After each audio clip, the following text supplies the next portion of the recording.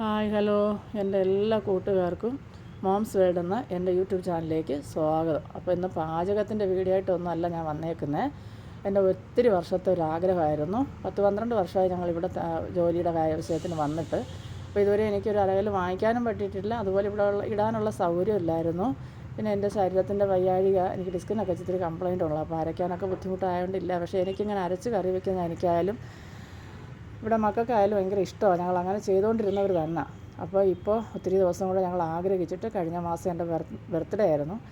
അപ്പോൾ എൻ്റെ മോളെ എനിക്ക് ബർത്ത്ഡേ ഗിഫ്റ്റായിട്ട് ഒരു അരകല്ല് മേടിച്ച് തന്നിട്ടുണ്ടായിരുന്നു. അപ്പോൾ മേടിക്കാൻ ഞാനും കൂടെ പോയി. അവിടെ ചെന്ന് ഞങ്ങൾക്ക് കണ്ട് എനിക്കിഷ്ടപ്പെട്ട അരകല്ല് ഇതായിരുന്നു. അപ്പോൾ ഇത് സാമാന്യം വെയിറ്റുള്ള അരകല്ല് തന്നെയാണ്. അപ്പോൾ ഇതിൻ്റെ വിലയെന്ന് പറഞ്ഞാൽ 1200 രൂപ. അപ്പോൾ എൻ്റെ അമ്മയൊക്കെ എന്നോട് പറഞ്ഞിട്ടുള്ളത് ഉമി കൊണ്ട് അരച്ചാൽ മതി, ഈ കല്ല് കൊത്തിയതിൻ്റെ ഈ പാറപ്പൊടിയൊക്കെ പോകാനെന്ന്. പക്ഷേ ഉമി കിട്ടാത്തതുകൊണ്ട് ഞാൻ അവിടുത്തെ കടയിലൊരു അപ്പച്ചനുണ്ടായിരുന്നു. അപ്പച്ചനോട് ചോദിച്ചു ഇതെന്തോ ചെയ്താൽ മതി.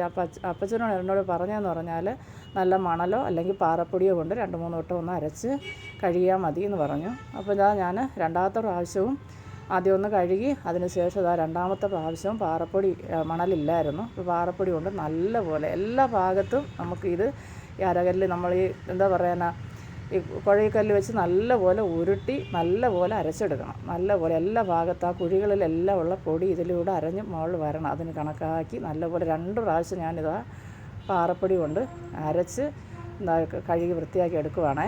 നല്ലപോലെ കഴുകണം കേട്ടോ. അപ്പോൾ നമ്മളിങ്ങനെ അരച്ചെന്ന് പറഞ്ഞ് ഉടനെ ഒന്നും ഇത് ഉപയോഗിക്കാൻ പാടില്ല. അപ്പോൾ വീണ്ടും ഞാനിവിടെ ഒരു പുതിയ ബ്രഷ്, ഇത് പഴയ ബ്രഷൊന്നും ആരും വിചാരിക്കരുത്, പുതിയ ബ്രഷായത്. അപ്പോൾ അതെടുത്ത് വീണ്ടും ഇതുപോലെ നല്ലപോലെ ഉരച്ച് കഴുകുക.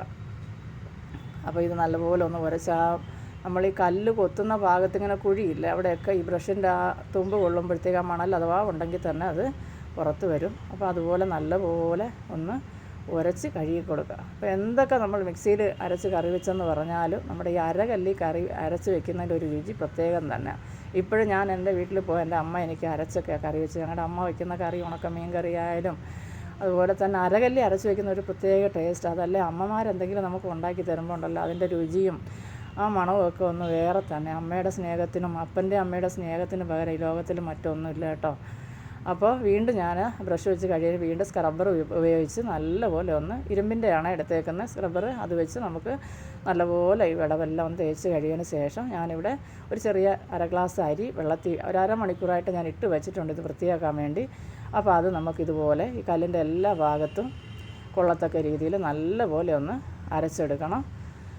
നല്ലപോലെ കണ്ടോ, അത് അരഞ്ഞു വരുന്നതുണ്ടോ. പണ്ട് ഇങ്ങനെയൊക്കെ അരച്ച് കൊഴുക്കട്ടയും അതുപോലെ തന്നെ എന്തുമായിരുന്നു കൊഴുക്കട്ട ഉണ്ടാക്കുന്നതിനൊപ്പം ഉരട്ടി ഉണ്ടാക്കി തരുമായിരുന്നു. അതൊക്കെ എന്ത് രുചിയാണെന്നറിയാമോ. അന്നൊക്കെ വലിയ ബുദ്ധിമുട്ടൊക്കെ ഉള്ളത്. അപ്പോൾ ആദ്യം ഞാൻ അരി കൊണ്ട് അരച്ച് കഴുകി കളഞ്ഞതിന് ശേഷം വീണ്ടും ഞാൻ ബാക്കി വന്ന അരിയും കൂടെ അതുപോണൊക്കെ വെച്ച് അരയ്ക്കുക കേട്ടോ. അപ്പോൾ നല്ലപോലെ കണ്ടോ, ഈ മണലൊട്ടും നമ്മുടെ ശരീരത്തിൽ പോകാൻ പാടില്ല. അപ്പോൾ അതെല്ലാം ചെയ്യേണ്ട രീതിക്ക് തന്നെ നമ്മൾ ചെയ്തെടുക്കണം.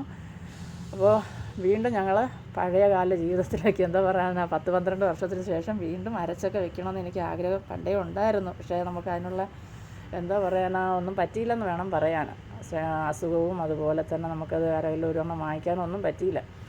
അപ്പോൾ എന്തായാലും ഇപ്പോൾ ദൈവം തമ്പുരാൻ അതിനൊരു ഭാഗ്യം എൻ്റെ മകളിലൂടെ എനിക്ക് തന്നു. അപ്പോൾ എൻ്റെ ഈ വർഷത്തെ മോനും വന്നിട്ടുണ്ടായിരുന്നു എൻ്റെ ബർത്ത്ഡേക്ക്. അവരും എനിക്ക് ഡ്രസ്സൊക്കെ വാങ്ങിച്ചുകൊണ്ട് തന്നെങ്കിൽ ഇതെനിക്ക് വളരെ ഇഷ്ടപ്പെട്ട ഒരു ഗിഫ്റ്റായിരുന്നു കേട്ടോ. അപ്പോൾ വീണ്ടും ഞാൻ ഇതെല്ലാം നല്ലപോലെ അരച്ച് കണ്ടോ, ഇങ്ങനെ നമുക്ക് അരകല്ലിൻ്റെ എല്ലാ ഭാഗത്തും കൊള്ളത്തക്ക രീതിയിൽ അരച്ചെടുക്കണം. അതിന് ശേഷം നല്ലപോലെ കഴുകിക്കളയാം. അപ്പോൾ എന്താ പറയുക, ഇതിലൊക്കെ നമ്മൾ എന്നും മിക്സിയും അങ്ങനെയൊക്കെ ചെയ്ത് നമ്മുടെ ശരീരത്തിന് എക്സസൈസൊക്കെ തന്നെയാണ്. ഒന്നുകൂടെ നമ്മുടെ ശരീരത്തിന് നല്ലതാണ്. നമ്മുടെ ശരീരം കൈയും കാലിനൊക്കെ നല്ല വ്യായാമം കിട്ടുകയും ചെയ്യും. കൈക്കൊക്കെ നല്ല വ്യായാമമല്ലേ ഇതിങ്ങനെ നമ്മൾ അരയ്ക്കുമ്പോൾ മിക്സിയിൽ അരച്ചത്. അതുപോലെ തന്നെ ടേസ്റ്റിൻ്റെ കാര്യത്തിൽ എത്രയൊക്കെ നമ്മളിനി എന്തൊക്കെ ഉണ്ടാക്കി കഴിച്ചാലും ആ പണ്ടത്തെ രീതിയൊന്നും ഇപ്പോഴത്തെ ആഹാരത്തിനൊന്നും ഇപ്പോഴുണ്ടാക്കുന്ന രീതിക്ക് കിട്ടത്തില്ല. അന്നത്തെ രീതിയിൽ നമ്മൾ മൺചട്ടി അതുപോലെ അരകല്ലൊക്കെ ഉപയോഗിക്കുമ്പോൾ അതിൻ്റെ രുചി പ്രത്യേകം ഒരു വല്ലാത്ത രുചിയാണ്.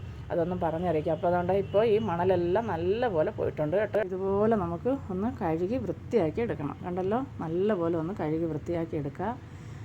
ഇപ്പോഴും സത്യം പറഞ്ഞാൽ പഴയ രുചിയൊക്കെ എൻ്റെ നാവി നിൽക്കും, ഇങ്ങനെ എൻ്റെ അമ്മ കറി വെച്ച് തരുന്നതൊക്കെ. അപ്പോൾ ഇനി കഴിയുന്നതിന് ശേഷം ഈ കല്ല് നമുക്ക് നല്ലപോലെ ഉണക്കി കിട്ടണം, ഉണങ്ങി വരണം.